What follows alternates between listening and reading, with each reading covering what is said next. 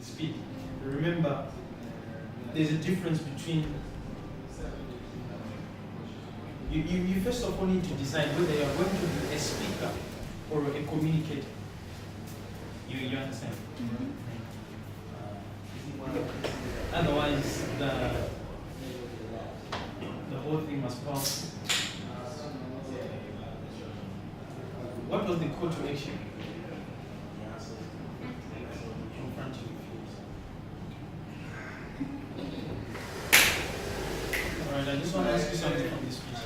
After you heard what she said, what do you think you're gonna do? Were you left with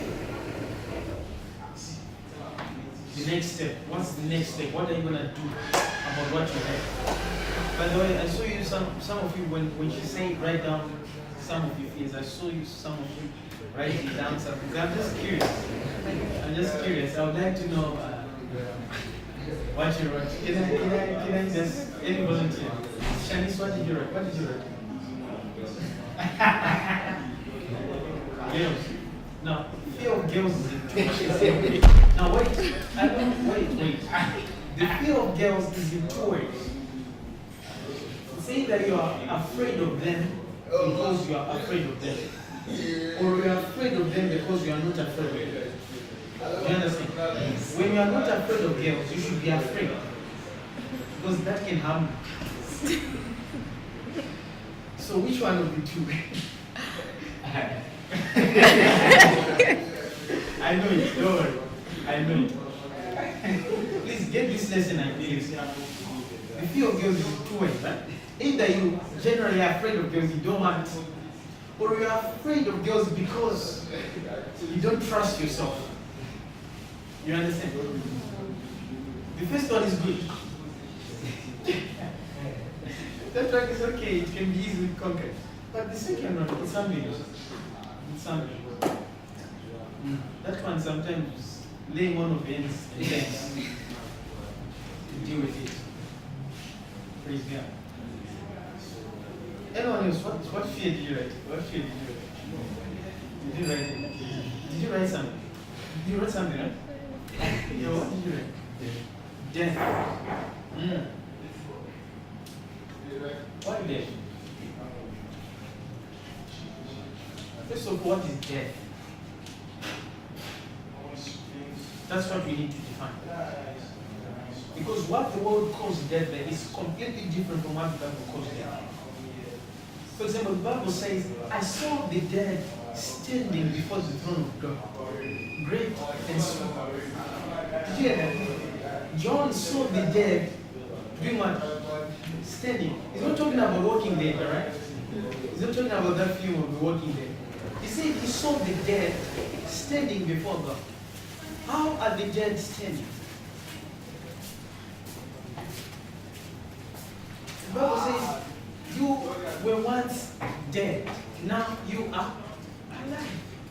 A dead, you don't remember a day you once died in your life. But the Bible says you were once dead in your trespasses. Now you are alive.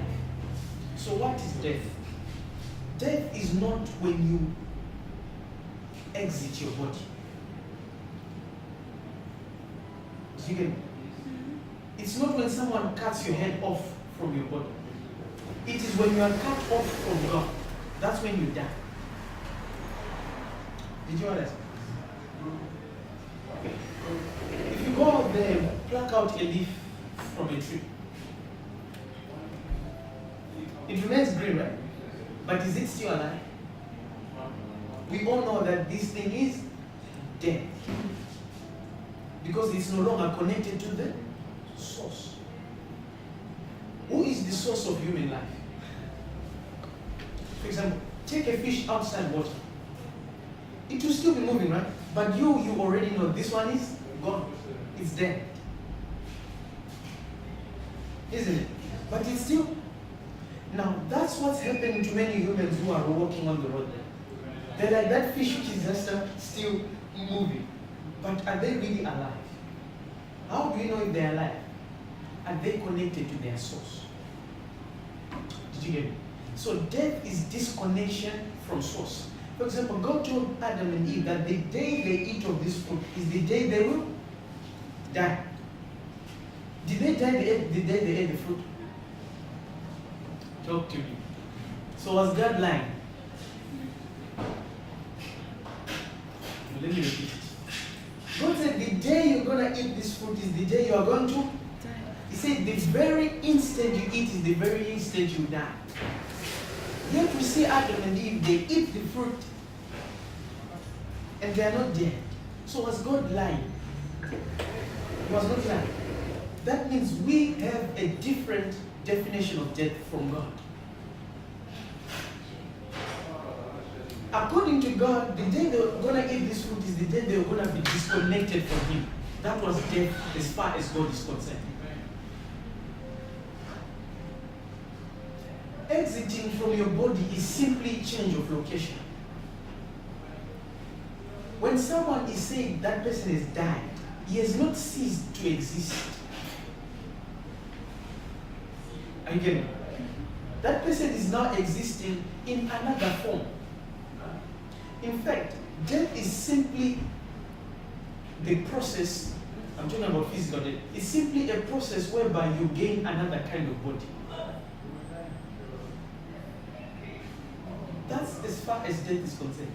It's when you gain another kind of body that allows you to perceive another kind of world. So when you are in this body, you are alive to physical things. When you exit this body, you are still alive but to spiritual things. For example, the Bible talks about Lazarus and the rich man. And that story was not a parable, it was a real story. Because Jesus said there was a certain man. When he's teaching parables, he actually specifies that it's a parable.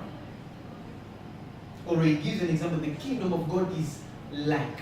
But this time he doesn't say all those things that he says before a parable. He says there was a certain man. Then he gives us the story of Lazarus and the rich man. Then he tells us that the rich man died and he was buried.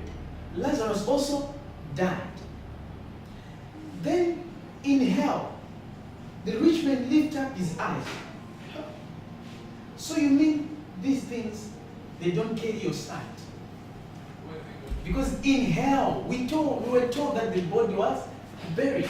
But we are also told that he lifted up his eyes. So what are these things? They don't carry your sense of sight. This is the organ with which you are seeing me. If you leave this body now, this eye cannot see me.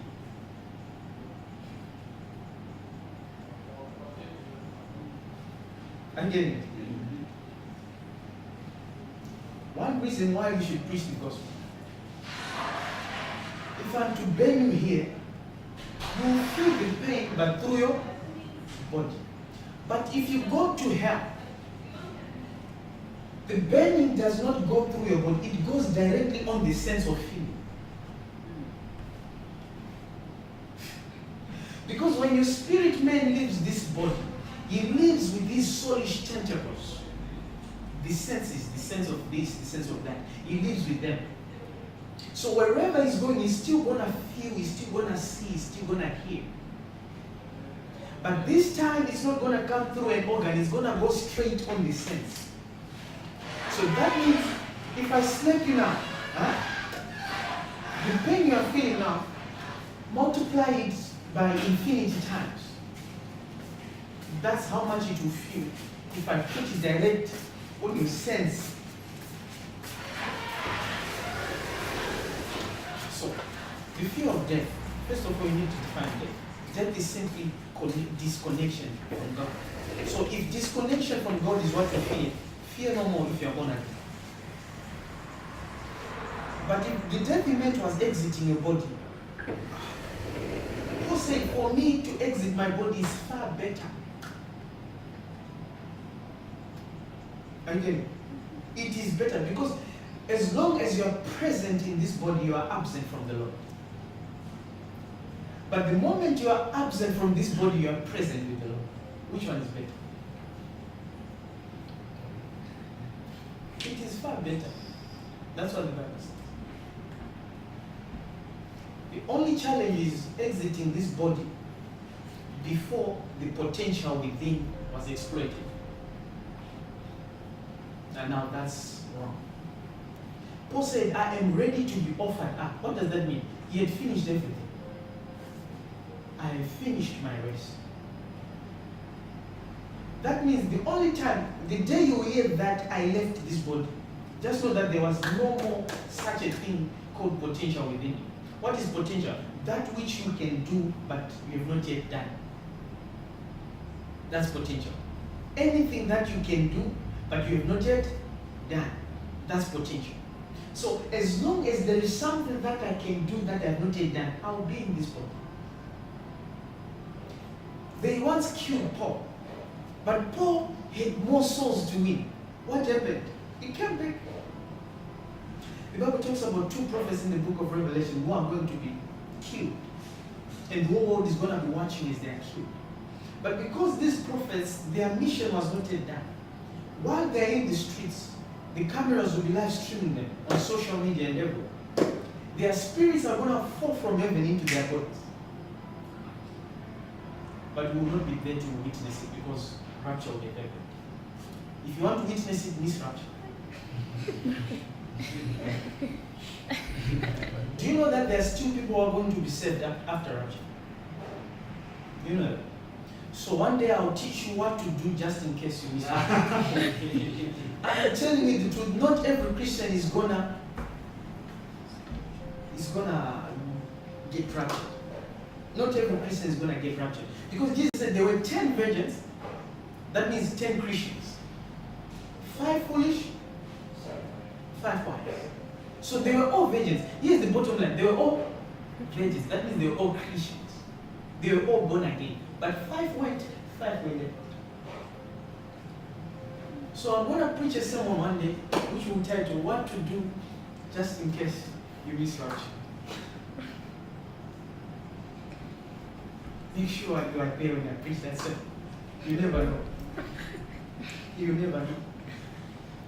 Who is going to be raptured? No, it's not lifting your hands and saying, there are conditions. Let me not get into that. Let's stick to this topic. One day we'll get into eschatology, alright? Today we're going to be talking about obedience. Alright? We're going to be talking about obedience. We've been talking about legacy. Leaving an inheritance for your children's children. And then we talked about receiving the baton, running with the baton, passing the baton. Obedience is one of those tools you use to run with the baton before you can pass it on. Alright? So we're going to read a lot of scriptures. I want you to help me open the scriptures. When I say out the scripture, just help me open it up. I think the most important part when I was studying about obedience, this is the most important part about. In 2 Corinthians chapter 10, I'll read from verse 3. 2 Corinthians chapter 10 and verse 3.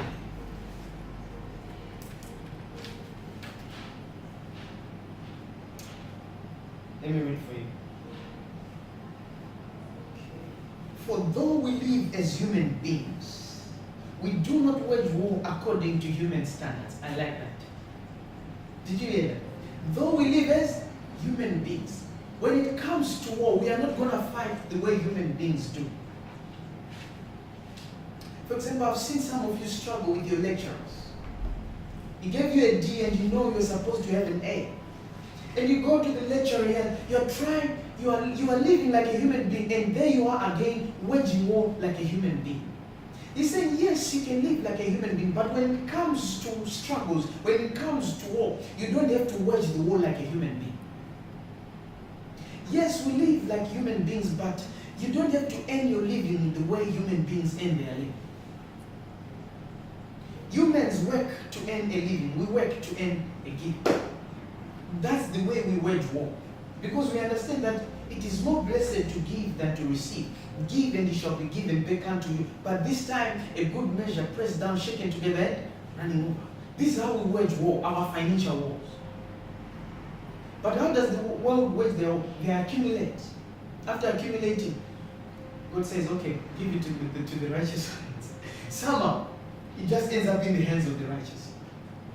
So he's saying, yes, we live like human beings, but we do not struggle or we do not wage war the way human beings do. So what do we do? Verse 4.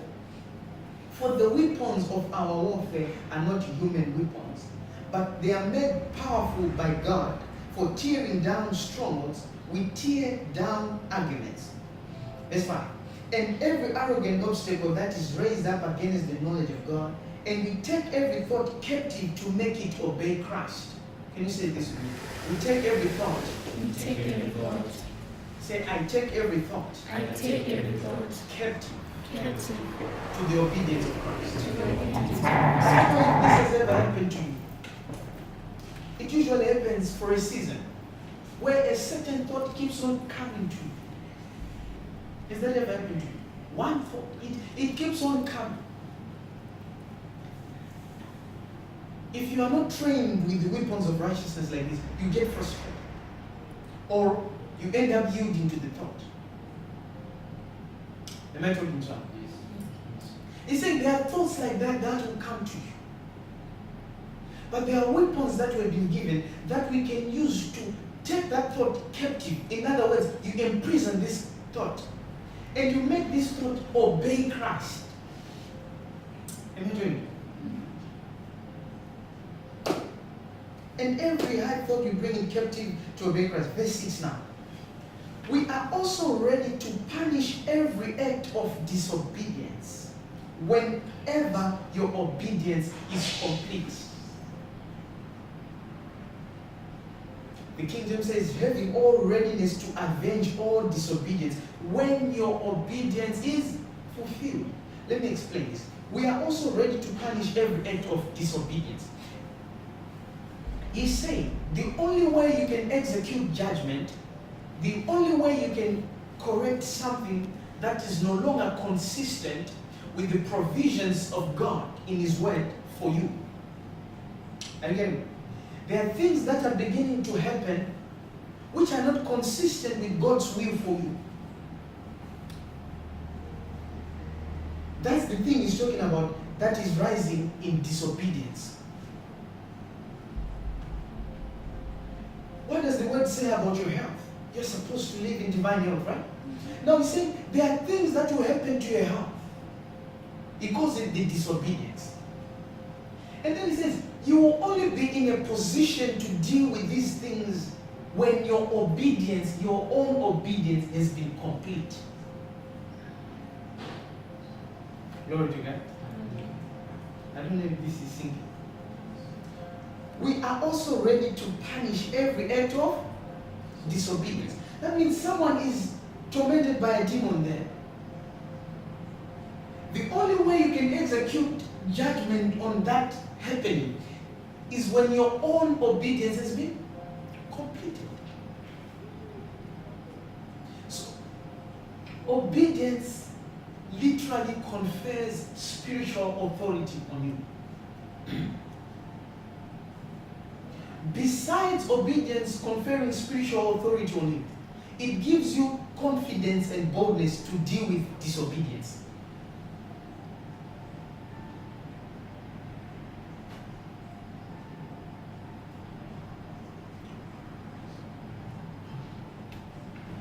When you know that you've been living in obedience and the demon starts manifesting, you are not afraid to confront it. You know what I'm talking about? But let's say you've been living in disobedience yourself. Here is a child of disobedience. Demons are children of disobedience. Is manifesting that. On what grounds are you going to confront it?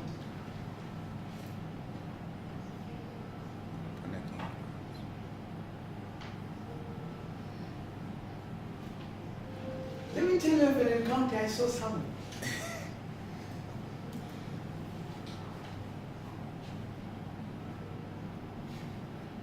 A demon was manifest. And they were young ministers. Out, out, out, out. The thing is not going. They one of the guys said, let me try. Before you even came to the gym, I said, that's why you don't even try. I know you. I know what you were doing yesterday. Now, that does not stop you from casting out a demon. It doesn't matter what you're doing yesterday. That does not stop you from casting out a demon. Again. But he was stripped of his boldness and his confidence. Even though he still had his authority as a believer, he was stripped of the confidence and the boldness to use it.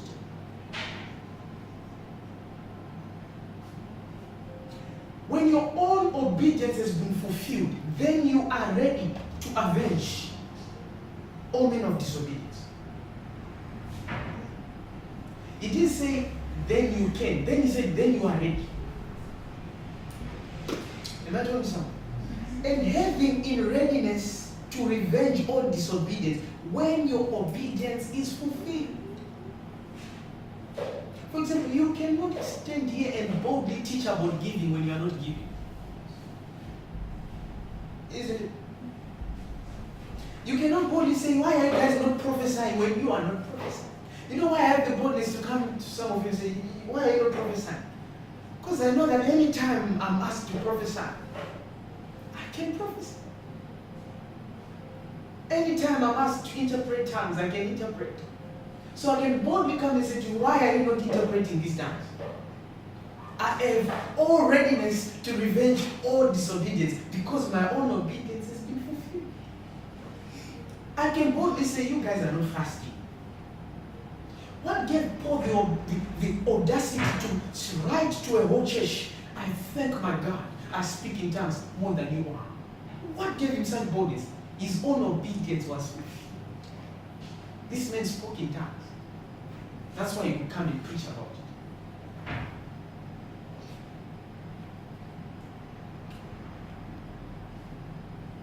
it. You think you can raise someone from a wheelchair? When a headache comes, you go to sleep. But you want to raise people from wheelchair. Your own obedience is not yet fulfilled, but you want to avenge disobedience. When a headache comes, do you have aspirin? Do you have painkillers? I was like that when I was in high school. There is this kind of headache when it came to me, and I just had to look for pills. And so it happened this day. The whole dormitory, there was not one pill. I don't know what happened. I went from the Form 1 guys to the Form 6 guys. There was no pill, not one. Not even for malaria. No, not one. And this headache was escalating. You see, when you have an alternative, you don't have faith.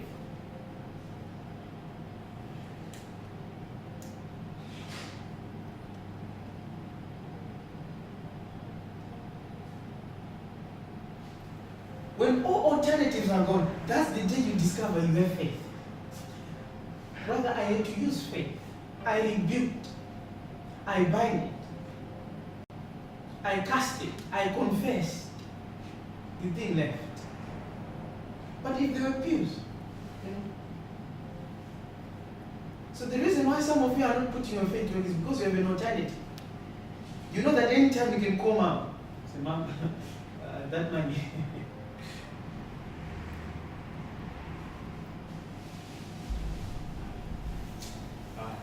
Obedience. Obedience to what? Number one, to every prompting of the Holy Spirit.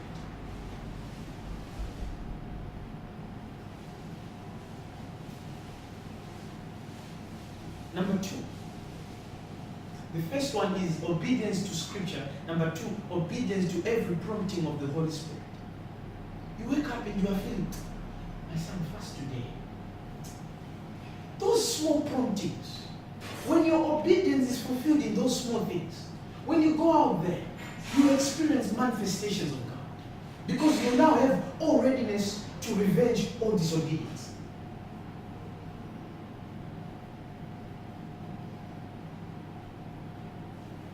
I was sharing with him my testimony of how I was, I had money to give my landlord, right, for some bills. But then he came to me, he wanted to open an account.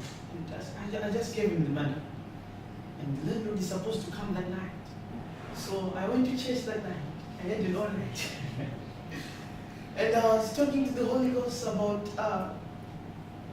this day, because it was quite some money.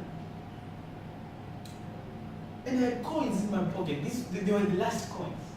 I was thinking, okay, I'll eat and die, like that meal. I'll just eat something and die. Then the Holy Ghost said, okay, for the money you want to settle with the landlord, give me those coins. Just put them on the altar.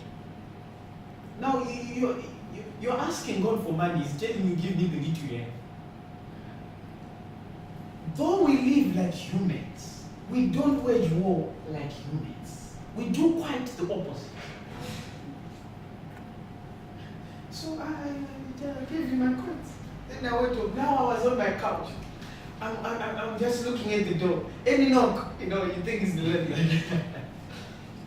Then the Lord said to me, do you remember at so and so day, you gave him so and so money? That was never used. I said, it's true. I texted him immediately. I said, remember I gave you 550 TO for so and so and so. Then he said, yes, I remember. I said, okay, take 200 TO for this, and then 300 TO, put it to the other man. And he now owes me. Remember what I said about paying tithes? The reward for paying tithes is not necessarily money. God will show you where the pipe is leaking. That's what happened. God showed me where the pipe is leaking, so that I don't have to stand in the queue with everyone. When your own obedience is, then you have all readiness to revenge all disobedience.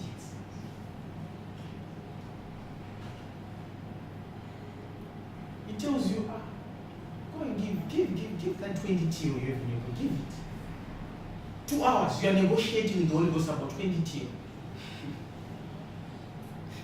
You are even casting your mouth, devil, I rebuke you. Has the devil asked anyone ever? Has the devil ever asked anyone to give?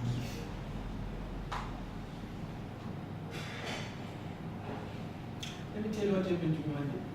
I went to this place. I saw this nice purple 3-piece suit. My size, and my size, I'm very small, my size is very rare. I saw my size then. I spoke in tongues. I said, this is God. Thank you, Lord, for this harvest. I paid for this suit. While I was going, I was just seeing this brother in my eyes. The brother has a body like mine. I want to do it. Then I look at this, he comes back again. I speak in tongues. And if it is God, the more you speak in tongues, the louder it gets. Then I spoke in tongues a little bit louder to drown it. It didn't go. I said, okay, Holy Spirit, I'll give it back. I don't want this suit. I'm actually on my way from the shop. I called him, please, let's meet it now. I gave him the suit. 2-3 months after that, now I'm no longer counting the suits I've worn. I'm now counting the suits I've given. Some of you, when you are counting the things you have, you count the things you have. Yet the Bible tells you that a man's possessions does not consist in what he has. The Bible clearly told you that when your possessions are being counted, they count what you have given. So just in case you bought a car, you think you have a car. No. The day you give a car, according to God, that's the day they tick in heaven. Okay, he has a car. Remember what I said last week? What you have in your hands, it's not certain whether you have it or it has you. The only day we are certain that the thing you had the thing is the day you gave it. I'll get into that in a few minutes. When your own obedience is fulfilled, then you are ready to avenge or to revenge or to punish any act of disobedience. So I want you to look into your life. Is there any area where there are acts of disobedience? Maybe finances. You don't understand how your finances come and go. Maybe your health. Maybe your cell group. It grows and then it comes back. It grows and it comes back. There are acts of disobedience there. And you cannot revenge those acts of disobedience. You cannot execute judgment until your own obedience has been fulfilled. Say, I hear you. I hear you. Okay, let me show you another one. Let's get into some stories. Let's see if we can finish them today.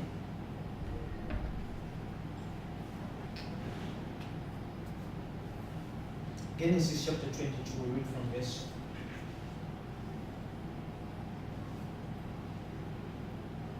Genesis chapter 22.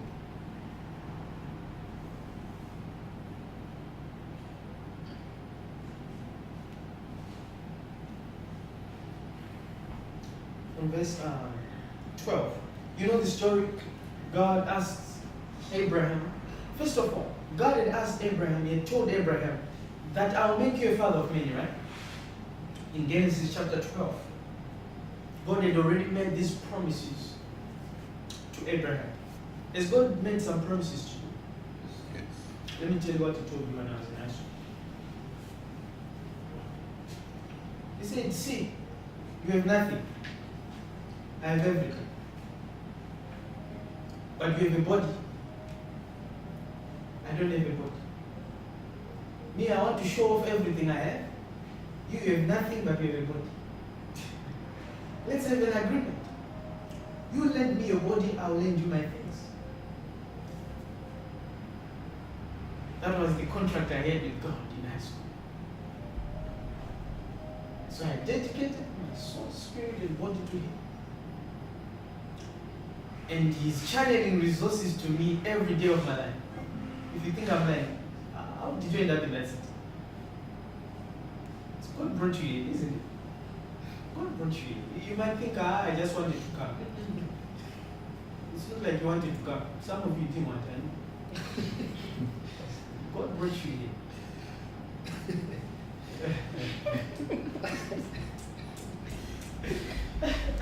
God brought you here. Somehow, even when you don't want to come, you just find yourself here and now sitting there. You don't want to be there, but you just find yourself sitting there. It is a manifestation of the contract I had with God. And may it be rhema for someone today. May someone sign up a contract with God. You have nothing, He has everything. You have a body, He doesn't have a body. Let's have a partnership. Let me tell you something, God likes show off.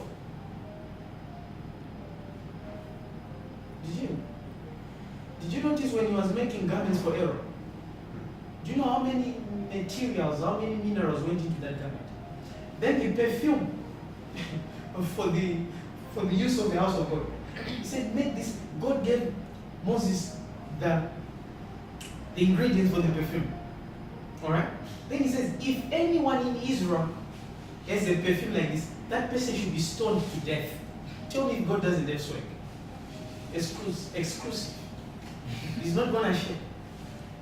So God likes, He's super, and He likes showing off. But He needs you to show off. All you have to do is obey. Are you getting me? Because when He's telling you to give out that phone, it's because He wants to create space for a phone that can truly show off His glory. But He needs your obedience now, because you will not understand His ways. You say, God, I thought you said you wanted me to show off your glory. Now you are telling me to give the only suit I have. God does not make sense, He makes spirit. So don't be sensual, be spiritual. I spoke to someone. Genesis chapter 22 from verse 4. You know the story, God asks Abraham to give up. And here Abraham is already lifting the knife. And he said, lay not thine hand upon the lad, neither do thou anything unto him. For now I know. So you mean God didn't know all this time? Talk to me. This expression just says too much. God calls Abraham at 75. He walks with him. Now he's 125. And when he's 125, he's about to sacrifice him. Then God says, now I know. But the past 50 years we've been working together, you didn't know.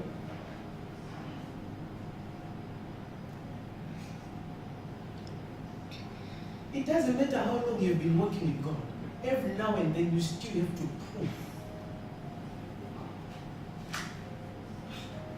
I thought he knows everything. He said, now I know. Is God talking to you? Has God heard that testimony about you that, Alec, now I know. Now I know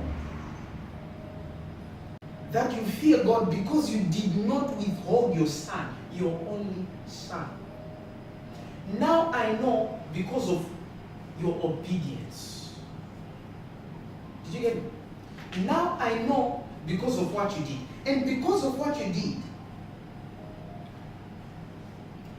Abraham looked up and saw behind him, he saw that ram, then he sacrificed it. And Abraham called the name of the place, the Lord provides. It is said this day in the mountain. Then the Lord's angel called to Abraham second time from heaven and said, I solemnly swear by my own name. This God saying, I am now swearing by my own name, decrees the Lord, that because you have done this, and you have not withheld your son, your only son, I will indeed bless you. What did he say to him when he was 75? I will bless you. Now he's saying, but because you have done this, now I will bless you. So we have to conclude from this statement that the fulfillment of the word of God in your life depends on the fulfillment of your obedience.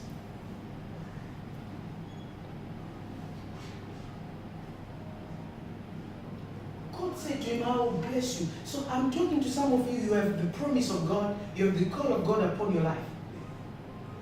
I want you to know that there are people who are called by God, there are people who were told they will do these things by God, never did them in the Bible. Moses was told, you will take these children from Egypt into the land that I swear unto their fathers. Did he do it? What stopped him? Disobedience, but his disobedience was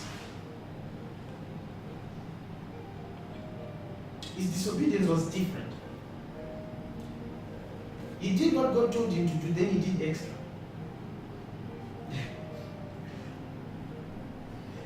Some of you, God told you, go and give 50 to you get 40. You altered God's instruction. Yes, you obeyed, but you altered his instructions.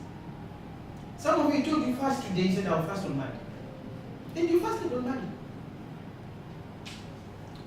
Delayed obedience is disobedience. Incomplete obedience is disobedience.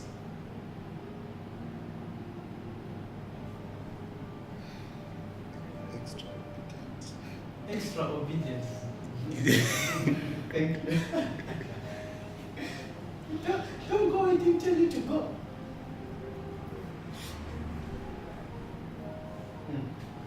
Did you see this? Because you have done this, I will bless you. Even though he had promised him that he's going to bless him. So many prophecies we receive are actually conditional. The condition is obedience.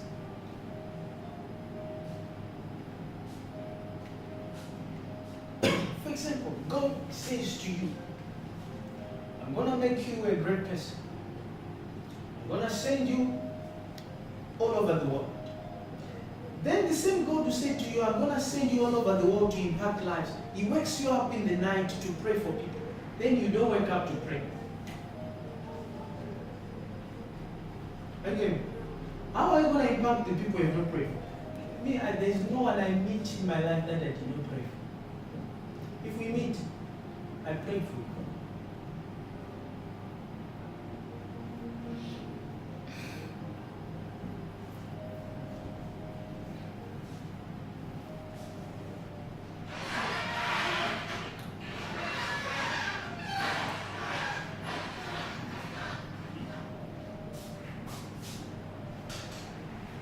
Because you have done this, I will bless you.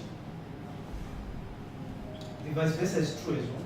Because you have not done this, I cannot do that. Let's give you a very... This man is the perfect example of disobedience in the Bible. So, King Saul. This man of disobedience, he was called in 1 Samuel chapter 9. In chapter 12 he disobeys. In chapter 13 he disobeys. In chapter 15 he disobeys. Then God killed him.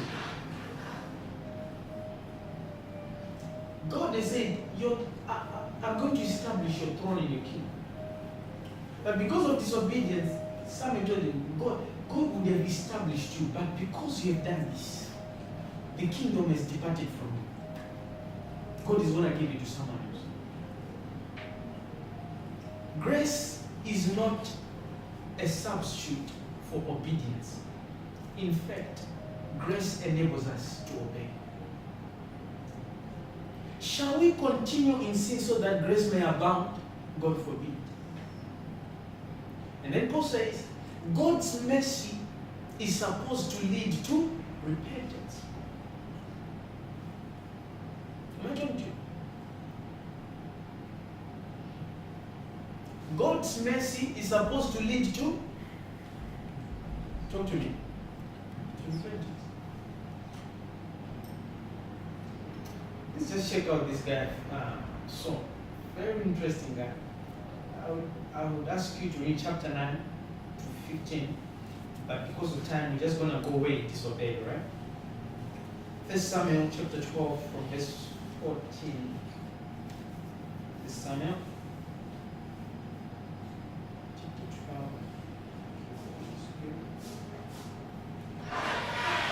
I'm just going to always so that you can remember.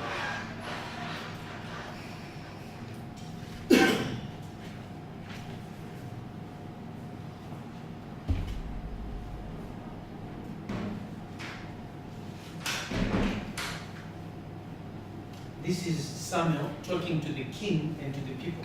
Samuel has just been appointed king. Then Samuel says, if you fear the Lord, serving him and obeying him, and not rebelling against what he says, and if both you and the king who rules over you follow the Lord your God, all will be well. Did you hear that? If you obey, all will be well. But if you don't obey the Lord and rebel against what he says, the hand of the Lord will be against both you and your king. Okay, let's go to chapter 8.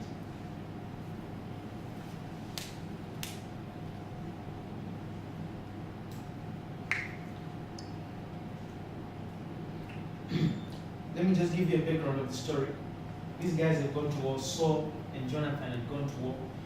But before they went to war, they would first of all worship God and hear what God has to say about the war.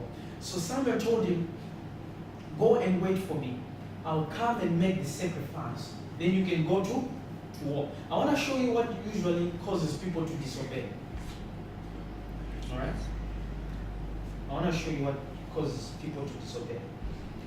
So, from verse 6, the men of Israel realized they had a problem because their army was hard pressed. So the army hid in caves and thickets and so on. Some of the Hebrews crossed over the Jordan to the end and so on and so on. And they began to leave Saul. So Saul is seeing that some of the soldiers are going in. The battle is getting tougher and tougher. So Saul said, bring me the burnt offering and the peace offering. Then he offered a burnt offering, something that is supposed to be done by a prophet or a priest. But because of lack of patience, he says, let's offer this thing so that we can go to war. Just when he had finished offering the burnt offering, Samuel appeared. Maybe the angel was about to come just when you broke your fast. Are you getting it? You've been desiring an encounter with God. Here you are, I'm going on a 3-day. And you finish your 3-day fast in 2 days. Some even in 1 day, they finish their 3-day fast in 1 day. Some they finish their 24-hour fast by 12 o'clock. It's a 24-hour fast, but it was finished in 12 hours. Just about patience. When I was teaching about patience the other day, they go ahead and end with obedience. Immediately after offering the burnt offering, the prophet appeared. Saul went out to meet him and greet him. But Samuel said, what have you done? Saul replied, when I saw that the army had started to abandon me, you see, look at what he's considering. He's forgetting that this God has won battles without an army before. When I saw that the army had started to abandon me, and that you didn't come at the appointed time, and that the Philistines had assembled, I thought now the Philistines would come down. And then, verse 18. Then Samuel said, so you have made a foolish choice. You have not obeyed the commandment that the Lord gave you. Had you done that, the Lord would have established your kingdom over Israel forever. Did God say to him, I'm going to establish your kingdom? But because of what you have done, it can no longer happen. Tell somebody this. The fulfillment of the word of God. The fulfillment of the word of God is dependent on the fulfillment of the obedience. the fulfillment of the obedience.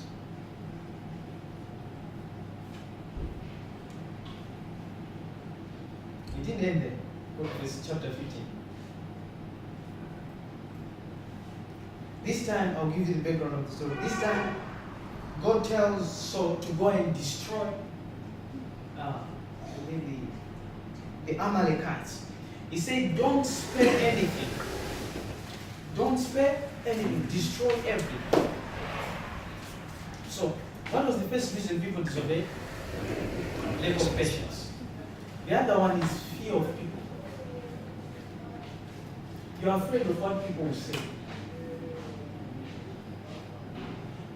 Let me tell you the first time I had such an encounter.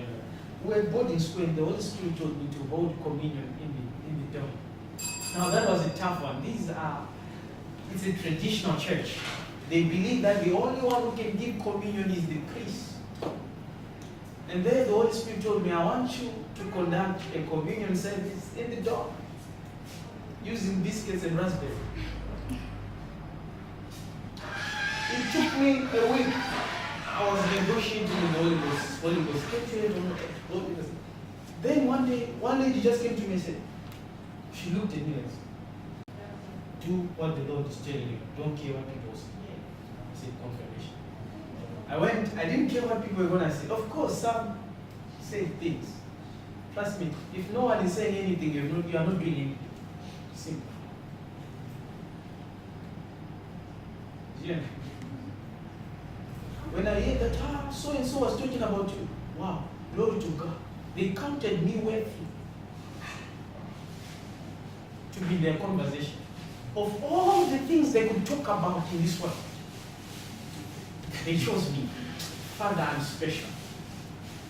I get it. It doesn't matter whether it was positive or negative. Of all, World Cup just finished, they didn't talk about World Cup. The Olympics just finished, they didn't talk about the Olympics. The elections just finished, they didn't talk about the elections, they spoke about me. I am something. I get it. So don't get moved when they talk about you. You are something. Because people don't talk about nothing. So, God tells Saul, go and destroy the Amalekites, don't spare anything. Saul proceeded to the seat of Amalek, verse 7, and Saul struck down the Amalekites. He captured King Agag and so on and so on. However, Saul and the army spared Agag along with the best of the flock, the cattle, the fatlings, and the lambs, as well as everything else that was of value. They were not willing to slaughter them, but they did slaughter everything that was despised and not worthy. Then the word of the Lord came unto Samuel. I regret that I have made Saul a king. Imagine, God can regret appointing Samuel. This is painful. I regret that I have made Saul a king. May God not regret appointing you. Praise the Lord. And it only takes your obedience. 4 years turned away from me and has not done what I told him to do. Samuel became very angry and cried all night to the Lord. Then Samuel got up early the next morning. Samuel was informed Saul has gone to Carmel and so on and so on. Verse 18, when Samuel came to him, Saul said to him, may the Lord bless you. I've done what the Lord said. Did he do what the Lord said? Yes, he did, but not completely. When you obey to the latter. If God said give everything that's in your pocket, don't leave the coins. Say, no, just the coins. When you obey to the latter.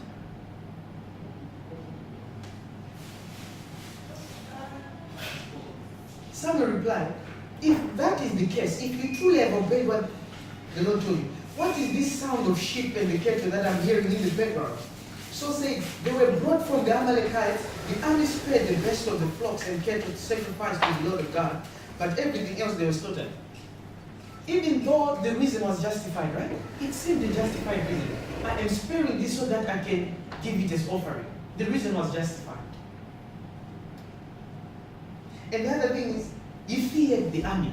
The whole army said, no, let's keep these ones. No, you can just come and say, let's kill them. The fear of people's opinions. When you seek a reputation with men, you are losing your reputation with God.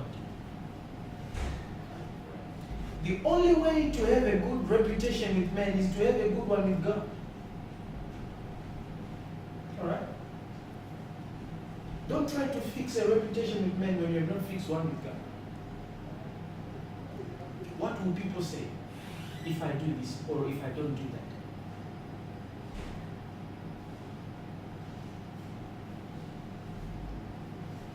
Then someone said, so wait a minute.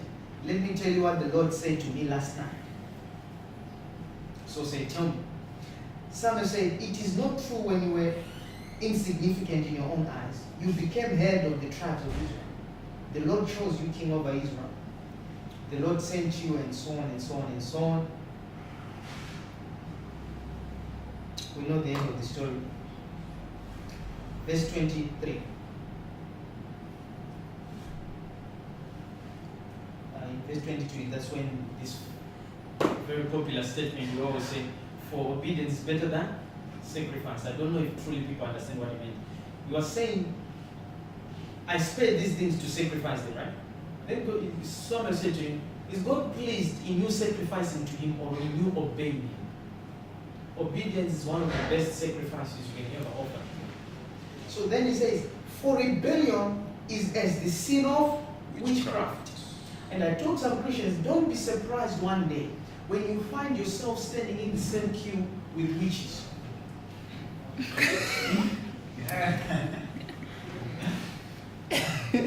Why? Because the Bible says rebellion is as the sin of witchcraft. And do you know that there will be departments in Europe? Do you know that? There's a department for liars, for idolaters. There are departments, different departments, with different tormenting demons. The liars, the demons, they torment especially around the mouth area. Yeah. I'm telling you the truth. I'll show you a scripture in Revelation. Well, the one who says, and all liars and all these and all that shall have their place in hell. That means they have a place for them in hell. Where there are demons which specialize in tormenting their area. So, I say to some Christians, don't be surprised when you find yourself standing in the same queue with witches. Because rebellion is as the sin of witchcraft. Brothers and sisters, let's repent from witchcraft. Rebellion is as the sin of and stubborn. Some are not rebellious, they're stubborn. And stubbornness is the iniquity of idolatry. So you find yourself standing in the same queue with those guys who are worshiping those idols. You're like, what am I doing here? You're stubborn.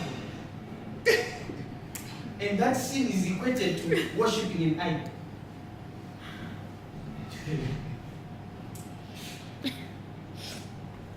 We go the opposite. What can I do to be more obedient? Number one, a broken spirit. Break your spirit. A broken spirit. God said, a broken spirit and a contrite heart, God will not despise. If you do wrong, don't continue doing wrong because you did wrong. Do you understand what I mean? Since I've already sinned, let me continue. No. If you sin and you realize you sin, stop and say, Lord, I have sinned. I get what I mean. For example, has this ever happened to you? You were fasting and then you ate something. You say, since I already ate, let me just finish. Now that's rebellion. Since you realize you ate, why don't you say, Lord, I'm sorry, I'm for continuing my fast. Now that's a broken spirit. If you realize you've done wrong, why don't you own up? Say, Lord, what did I do? Now, some of us will say, God made us like that now. It's Him who made me like that. It's the one who gave me appetite.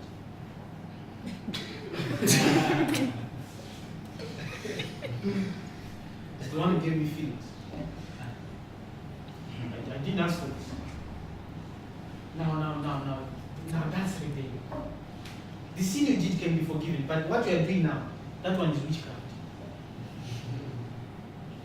If you realize you have done wrong, stop and say, Lord, I've done wrong. Like this was the difference between Saul and David. David sinned more times than Saul. But because of the broken spirit of David, God will not immediately execute him. Let's be sincere, isn't it? Just be sincere. I was talking to someone today that, it's better for you to genuinely in your heart to say, I don't want to do this anymore. And then somehow you might do it again, right? But genuinely in your heart you say, I don't want to do it. That the one who says, I'm no longer doing it on the outside, but in the dreams is doing it. One of the ways you can check if you truly have left something, check your dreams. People say, I'm not drinking again. But when someone offers them a drink in the dreams, there's a saying they say in my language, it's a William's fine.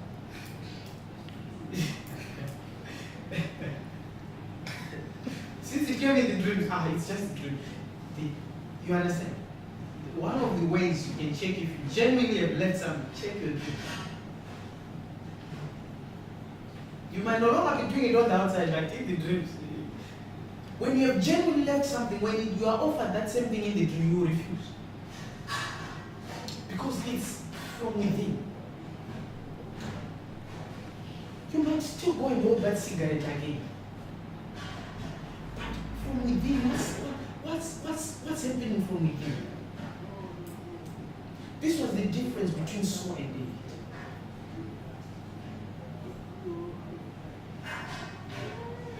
It is my prayer that may God grant you a broken spirit, a contrite spirit,